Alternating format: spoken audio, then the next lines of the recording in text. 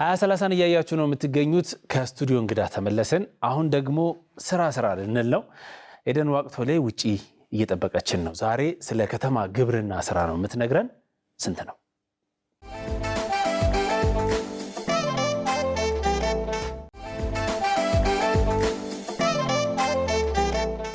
ሰላም፣ እንዴት ናችሁ? 2030ዎች ስንት ነው ፕሮግራማችን ጀምሯል። በዚህ ሳምንትም እንደተለመደው አንድ የስራ ሀሳብ ይዤላችሁ መጥቻለሁ። በከተማ ውስጥ ሊሰሩ ከሚችሉ የግብርና ዘርፎች መካከል ፕላንት ፋርሚንግ ወይም ደግሞ የአትክልትና ፍራፍሬ ግብርና ስራ በስንት ብር ይጀመራል፣ ስንት ብርስ ትርፍ ያስገኛል የሚለውን በደንብ ጠይቅላችኋለሁ። ተከታተሉ።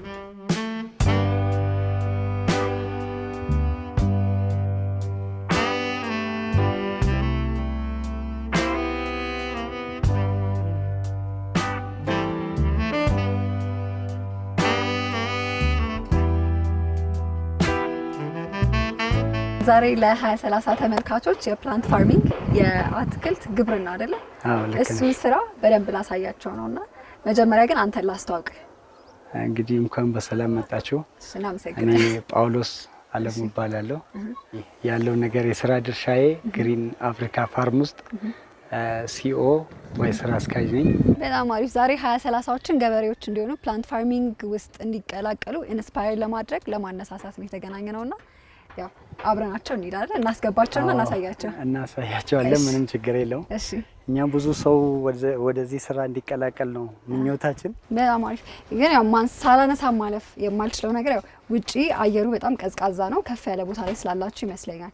እዚህ ደግሞ በጣም ሙቀት ነውና ለምንድን ነው እንደዛ ነው? ይሄ ነርሰሪ ቦታ ስለሆነ ችግኝ የሚባዛበት ቦታ ስለሆነ ግዴታ ይሄ ግሪን ሃውስ ይባላል። ግሪን ሃውስ ያስፈልጋል።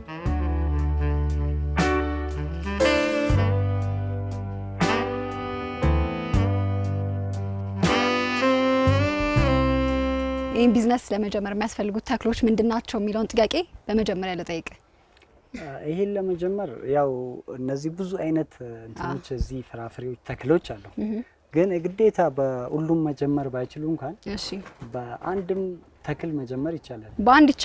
በአንድ ይቻላል። ለምሳሌ ይሄ አሁን አፕል ማንጎ ነው። በዚህ መጀመር ይችላሉ። ከዛ በዚሁ ደግሞ ይሄን እየሸጡ ደግሞ ገባ ላይ ያዋሉ ሌላን ደግሞ ይሄ ቆምጣጤ ነው። ይሄንንም መጨመር ይችላሉ። እነዚህ ደግሞ ለውበት የሚሆኑ ናቸው። እነዚህ ፊከስ ይባላሉ። ለኮሪደር የሚሆኑ አድጋው ከተማ የሚያሳምሩት እነዚህ ናቸው። ስለዚህ ይሄንንም መቀጠል ይችላሉ። ይሄን እያሉ ከአንድ እንደዛ 1 2 3 እያሉ መጨመር ሁሉንም ጀነራል አግሪካልቸር መሳተፍ ይችላሉ ማለት ነው። ስራውን በአንድ እግር ሲጀምሩ ራሱ ስራው አስፉኝ ይላል። ከዛ ያሉ ብርቱካኖች ናቸው። የተዳቀሉ ብርቱካን ከእስራኤል የሚመጣ እዚህ ሎካሉ ይሄ ቆምጣጤ ላይ ይሄኛ ይቆረጥና እዚህ ላይ ይዳቀላል። ሲዳቀል ብርቱካንም ሲትረስ ታይፖች ማለት ብርቱካን፣ ሎሚ፣ ላይም የተለያዩ እዚህ ላይ ማዳቀል ይቻላል ማለት ነው። ስለዚህ ይሄ የሀገራችን ነው።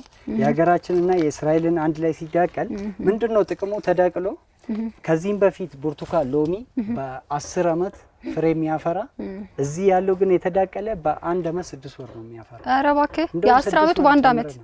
ደስ የሚሉ ባይሸጡ እንኳን ኪሳራ የላቸውም። ቁመት ነው የሚጨምሩ። ቁመት ጨመሩ ማለት ደግሞ በቁመታቸው ነው ብራቸው የሚጨምሩ። ስለዚህ ምንም ሪስክ የለውም ማለት ነው። እሺ፣ ዜሮ ሪስክ ቢዝነስ ነው ማለት እንችላለን። ዜሮ ሪስክ ነው። ምክንያቱም ምንም አይሆንም። በቃ ያድጋል። ሲያድግም ሌላ እንትን አይፈልግም። ውሃና ኮምፖስት አንዳንዴ በወር አንዴ ብታደርጊ ነው። ኮምፖስት ራሱ የከብቶች ፍግ ማለት ነው። ሌላ አዲስ ነገር የለውም። ስለዚህ እንደዚህ በኦርጋኒክ መዳበሪያም ሳይጠቀሙ መስራት ይቻላል። እንደውም ኦርጋኒክ ቢሰራ ደግሞ የበለጠ ለወጪም አይዳርግም፣ ለሰውም ደግሞ ለጤንነትም ጥሩ ነው ማለት ነው ኦርጋኒክ መመገብ። እዛ ጋር ቡናዎችም አሉ። እነዚህ ቡናዎች ናቸው።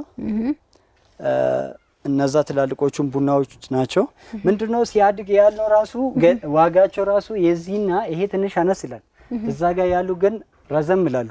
የነዛ ዋጋ ይጨምራል። ምክንያቱም ዘሩ ያው ነው ስላደገ ማለት ነው።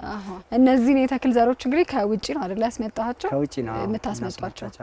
እሰው ቢዝነሱን ለመጀመር እንግዲህ ለ2030ዎች በትንሹ እንዴት ትሰራላችሁ እያልናቸው ነው ያለ ነው። እንዴት እንደምትሰሩ እናሳያቸዋለን ነው እያልናቸው ያለ ነው።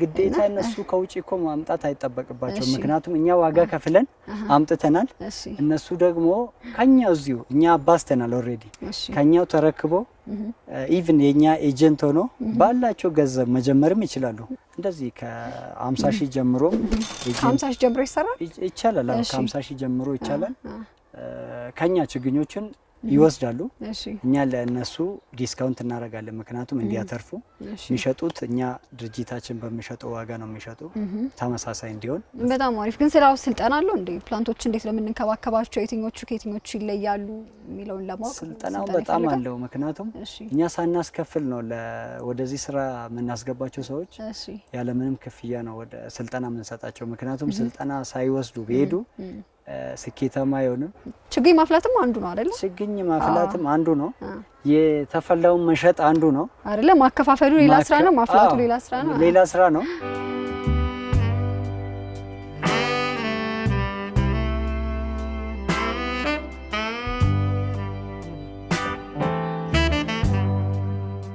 ሰላሳዎች በዛሬው የስንት ነው ቆይታችን የከተማ ፋርሚንግ የሚባለው ስራ ምንድነው የሚለውን በደንብ እያሳየናችሁ ከናንተ ጋር እየቆየን ነው ያለ ነው እስከ መጨረሻው ድረስ ከኛ ጋር እንድትቆዩ እንጋብዛችኋለን ይሄ ስራ ስንት ብር የሚያተርፍ ይመስላችኋል ስንት ብር ትርፍ ይገኝበታል እዚህ ስራ ላይ ከተሰማራችሁ ይሄን ጥያቄ እስከ መጨረሻው ድረስ ከኛ ጋር ከቆያችሁ መልሱን የምታገኙት ነው የሚሆነው አብረን እንቆይ እነዚህ ስትሮበሪዎች ናቸው እሺ ስትሮበሪዎች ማለት እንደዚህ ያፈራሉ እስኪ ቀመሽው ያምራል በጣም በጣም ነው በስንት ጊዜ ነው ይሄ የሚያብበው ነው የሚባለው አይደል ይሄ ምንድነው ይሄ አንዴ ከተከልሹ ከ3 ወር በኋላ ፍሬ መስጠት ይጀምራል አንዴ ከተከልሽ ግን እስከ 4 አመት ፍሬ ይሰጣል ያው ግን ከ2 አመት በኋላ ፍሬ እየቀነሰ ይሄዳል በሳምንት 3 መልቀም ይቻላል እስቲ ካንተ ኤክስፒሪየንስ የተወሰነ ነገር እንዲወስዱ እንዴት ነበር ስትጀምር ካፒታል በስንት ብር ተነሳክ የሚለውን እናንሳ እኛ ስንጀምር ምንም ገንዘብ አልነበረንም ስለ ፋርሚንጉን በደንብ ካወቅን በኋላ ከሰዎች ችግኝ ዱቤ መውሰድ ጀመር ኧረ እባክህ በትናንሹ እሺ ከዛ እስኪ ያምኑ ድረስ በትናንሹ እየሰጡን ከዛ ውስጥ ከአንዱ ችግኝ 50 ብርም 30 ብርም እያተረፈን መስራት ጀመር ይሄ ማለት እኛ ፕሮዳክሽኑን ማምረቱን ሳንጀምር ወደ ማርኬቲንጉ ገባን ማለት ነው ማርኬቲንጉ ስንቆጣጣር ከዛ በኋላ ራሳችንን ማምረት ጀመር አሁን እነዛ ዱቤ ሲሰጡን የነበረ እኛም ዱቤ እየሰጠናቸው ነው አምርተን ማለት ነው በሰፊ ገባንበት ያችን ጥቅም ነው አንድ ላይ እያስቀመጥ እኛም በጎን ደግሞ ማምረት የጀመርነው ከዛ ያው የተወሰነ ትግስት አይደለ ትግስትማ ለሁሉም ነገር ያስፈልጋል ትግስት ገንዘብም ቢኖር ያስፈልጋል ገንዘብም ሳይኖር ያስፈልጋል ትግስት ከሌለ አንድ ነገር ተክሎ እስኪ በቅል የሚጠብቅ ሰው የለም ማለት ነው እርሻ ደግሞ አንዴ ከጀመሩም ከእርሻ ውስጥም አይወጡም ምክንያቱም ቢያንስ 30% ወጪ አውጥቶ 70% የሚተረፍበት ስራ ነው እርሻ ማለት ኦኬ 30% ወጪ 70% ትርፍ ነው ከዱቤ ችግኝ ጀምረን ዱቤ ችግኝ ተረክበን ከመሸጥ ጀምረን ኬንያ እርሻ አለን ኧረ እባክህ ቁጥር 2 ኢትዮጵያ ቁጥር 1 ኬንያ ቁጥር 2 ኡጋንዳ ደግሞ ፕሮሰስ ጀምረናል በጣም አሪፍ ስለዚህ ይሄን አይል ደርሰናል ካፒታላችንም ደግሞ አሁን ከሚሊዮን ደረጃ በላይ ነው በጣም ዋው ስለዚህ ይሄ አያስጨበጭብም ስለዚህ ኢቭን ከግማሽ ቢሊዮን በላይ ደርሷል ይሄን አይል እየሰራን ነው መኪናዎችም አሉን ብዙ ነገሮች አሉን እሺ ይሄ ሁላ በእርሻ የመጣ ገንዘብ ነው ምን ያክል አመታት ወሰደ እንደዚህ አይነት ትርፍ ላይ ለመድረስ አሁን ገና 3 አመታችን ነው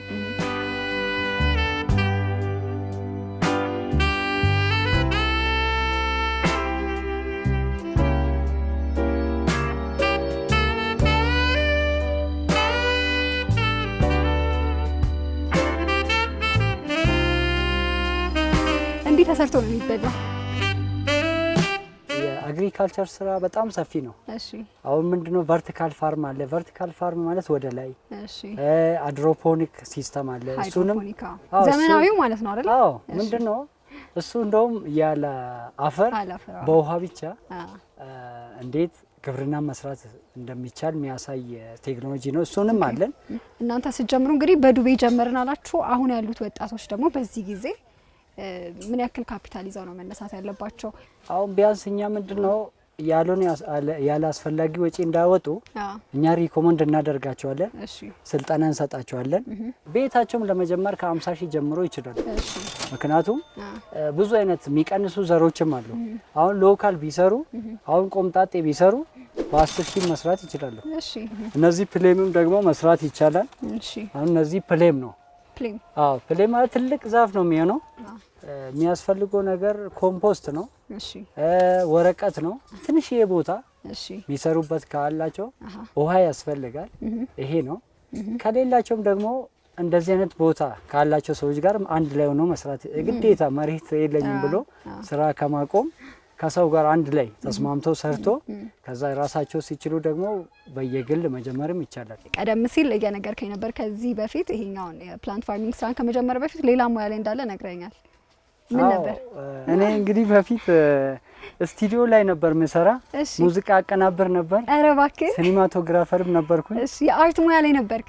አዎ፣ ካሜራማን ኤዲቲንግ ሰራ ነበር። ያው እሱም አየሁኝ፣ ግን ደግሞ ይሄ የእርሻ ስራ የተሻለ መሆኑን አውቄ እንደዛው በችግኞችን ከሰው ዱቤ እየወሰድኩ እዚህ ላይ ደረስኩኝ ማለት ነው። ስለዚህ አቀናባሪው ገበሬ ብለህ ቅር ይላል? ኧረ ችግር የለውም። እንደውም እኔ አሁን በገበሬ ነው እንደውም ብጠራ ደስ የሚለኝ፣ ምክንያቱም ያው የሚያበላ ስራ ስለሆነ። በጣም ጥሩ ስላገኘው በጣም ደስ ብሎኛል። 2030ዎች የሚጠቅማቸውን መረጃዎች ስለ ግብርና ሙያ ፕላንት ፋርሚንግ ምንድነው የሚለውን በደንብ ተረድተውታል ብዬ አስባለሁ። ከየት ተነስቶ የት ይደረሳል የሚለውንም ባንተ ያዩታልና ስላገኘው በጣም ደስ ብሎኛል። አመሰግናለሁ። እኔም እንግዲህ ስለመጣችሁ ስላያችሁን ስለጎበኛችሁ ለሌሎቹ ወጣቶች ምሳሌ እንዲሆን ደግሞ ስላሳያችሁ በጣም እናመሰግናችኋለን። ታንኪዩ። እሺ፣ እናመሰግናለን በጣም 2030ዎች በዚህ ሳምንት በስንት ነው ቆይታችን የፕላንት ፋርሚንግ የአትክልትና ፍራፍሬ ግብርና የሚባለውን ቢዝነስ በደንብ ስናሳያችሁ ቆይተናል። ቅድም እንዳልናችሁ 7696 ላይ በቂ የሆነ ምክንያትን ለጻፉ 2 ሰዎች ነፃ የግብርና ስልጠናዎችን ታገኛላችሁ ማለት ነው። በቀጣይ እንግዲህ በሌሎች አዳዲስ የስራ ሀሳቦች እንገናኛለን። እስከዛው ቻው።